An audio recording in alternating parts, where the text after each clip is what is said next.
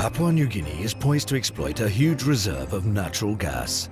US giant ExxonMobil is the major operator of the Papua New Guinea Liquefied Natural Gas Consortium. Over $19 billion has been invested in this gigantic project comprising extraction of gas, onshore and offshore transportation and liquefaction of gas in the Port Moresby LNG plant. GDP of the country will double with an annual delivery of nearly 7 million tons of liquefied gas to end customers.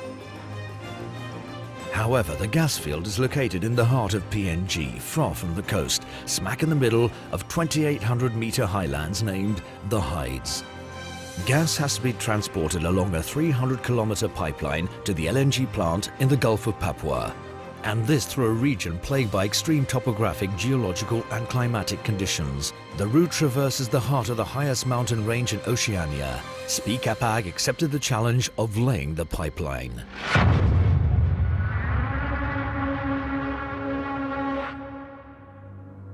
If we were to search for the end of the world, we'd find it here in Papua New Guinea. Don't look for roads, there are none, excepting a track built by Spiecapag as a preliminary pipeline was laid in the 1990s. PNG, just north of Australia, counts 6 million inhabitants. More than 800 languages and dialects are spoken. Ancient traditions are still very present. Here it rains all year round, up to 9 meters of water annually. The rainy season lasts 5 months. 30 centimeters of rain can fall some days. 1 to 2 meters of rain can fall in a month. Local temperatures reach 30 to 40 degrees Celsius inland. Humidity is present everywhere on the island. Here, between marshes and mountains, through regions devoid of any infrastructure, Spiecapag, subsidiary of Entrepose Group Vinci, must demonstrate its expertise and know-how as it undertakes such an extremely complex project. But beyond the engineering challenge, this project is all about respecting a balance between economic growth, social development and protection of the local environment, today and for future generations. In total, some 450 kilometers of mostly 32-inch diameter pipeline are to be laid.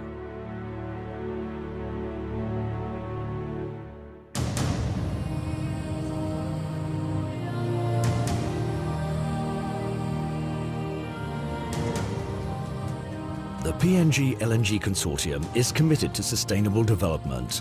An environmental and social compliance charter involving all stakeholders has been established. Local environment and social practices of locals will be preserved. Safety and health of the project workforce is also a priority.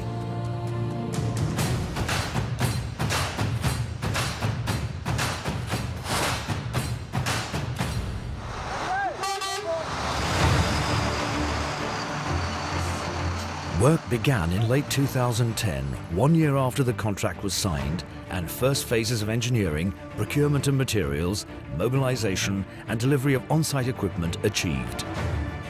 The project management team is based in Brisbane, Australia. An office based in Port Moresby, capital of Papua New Guinea, manages all administrative aspects as well as purchase planning and logistics. For this project, Spiecapag mobilized more than 3,000 employees, including 600 expatriates from 35 different nationalities. 2,400 Papuan workers were recruited, of them nearly 1,900 from villages along the pipeline route.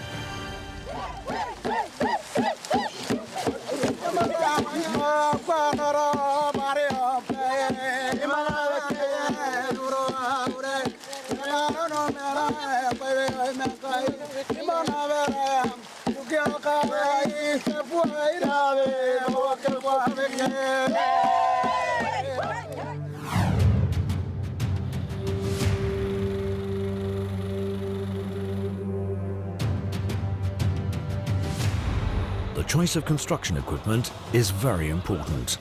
From Dunkirk, France, 12 cargo ships are chartered.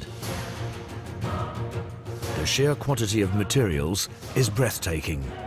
200 earth movers, 260 all-terrain 4x4 vehicles, 50 side booms, over 1,000 camp units, over 100 generators, 100 hydraulic excavators, 45 bulldozers, 50 dump trucks, 70 four-wheel drive buses to transport personnel, 20 cranes, 15 directional drills.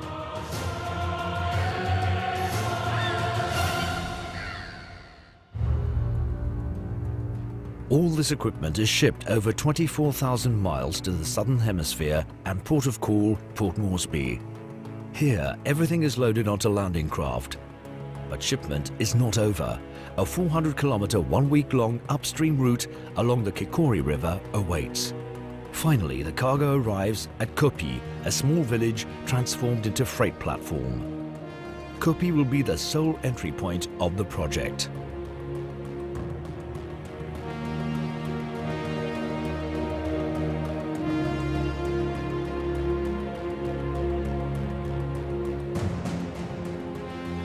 A bird's eye view of the route, a never-ending virgin forest gives an idea of the scope of the project.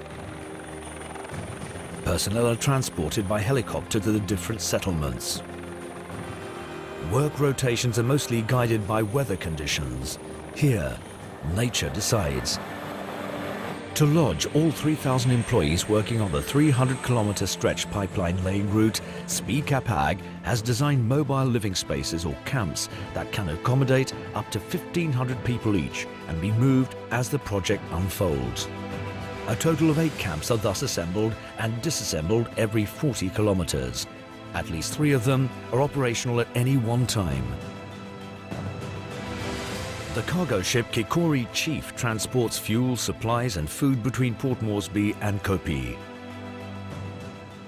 Every week, some 32 containers of supplies, in addition to 400 cubic meters of fuel and 9 refrigerated containers of food, are needed. From the coast, the first 120 kilometers of pipeline are laid in a plain called lowlands. This flat area is often flooded after 5 months of monsoons, making it a wild marshland requiring a 12-kilometer stretch of backfill to allow for an access route.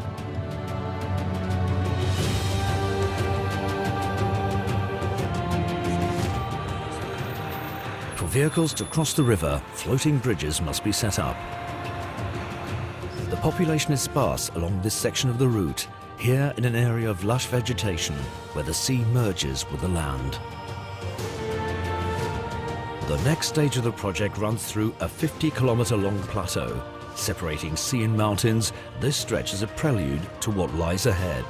But work continues unabated as employees carry out pipe bending and welding.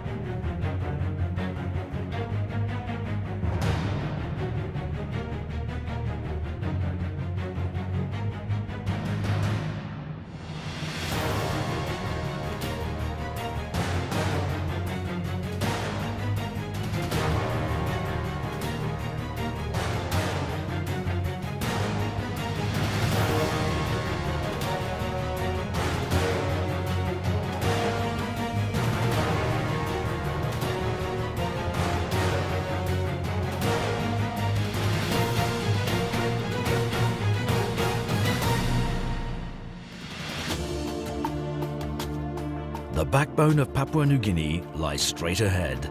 To get there, you have to traverse 150 kilometers of mountains, ranging from heights of 600 to 2,800 meters.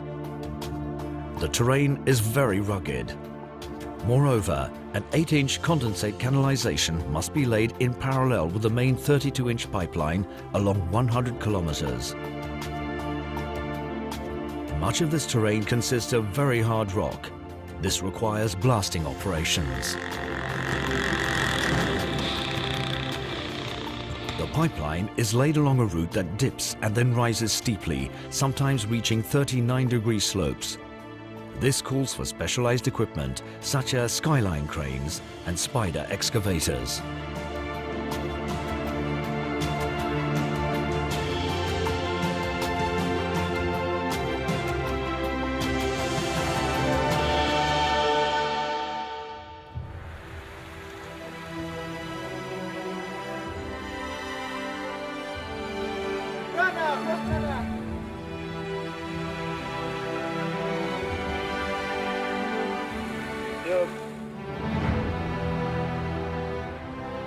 Spiecapag capitalized on a project of this magnitude to set up a working conditions management and community development support plan for local populations affected by the pipeline. Leaders of the community were informed as works progressed to avoid conflicts that could slow down works.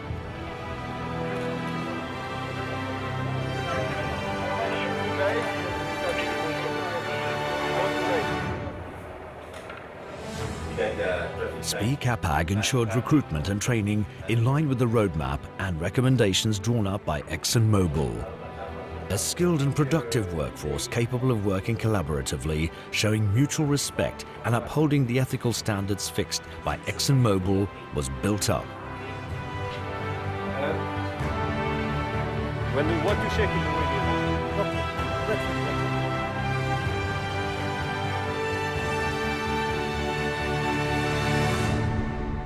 I'm calling Mr. Tomo. With such a large and ethnically diverse workforce having to work in extreme conditions, occupational security was more than ever a major stake of the PNG LNG project.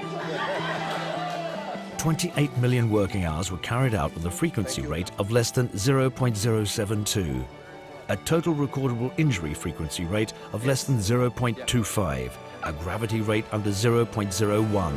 Thank you.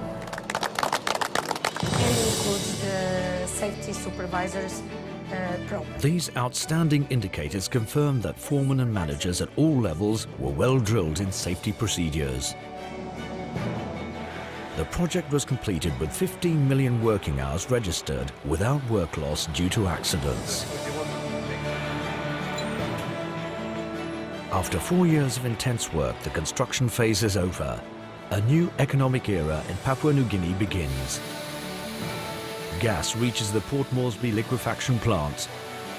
In May 2014, the first client LNG tanker embarks, 5 months ahead of schedule. Residual impacts of the project are dealt with. The local environment is restored.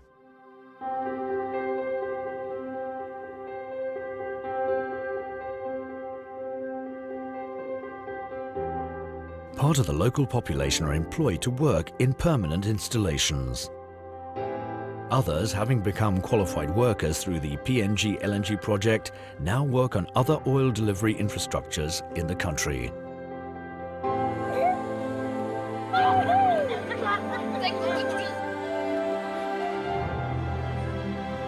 Execution of this project was for Spiecapag a major challenge given the inherent risk factors and having been chosen by ExxonMobil.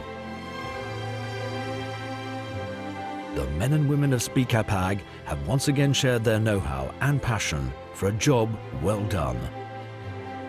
Together, they contributed to implementing the project and to the development of a nation. Spiecapag, over 50,000 kilometers of pipeline laid in more than 50 countries and on 5 continents.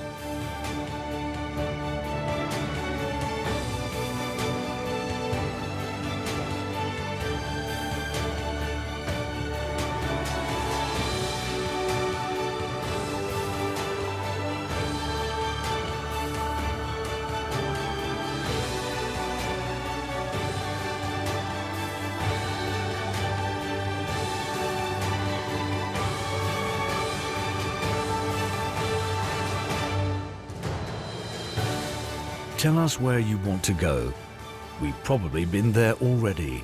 We can share our experience.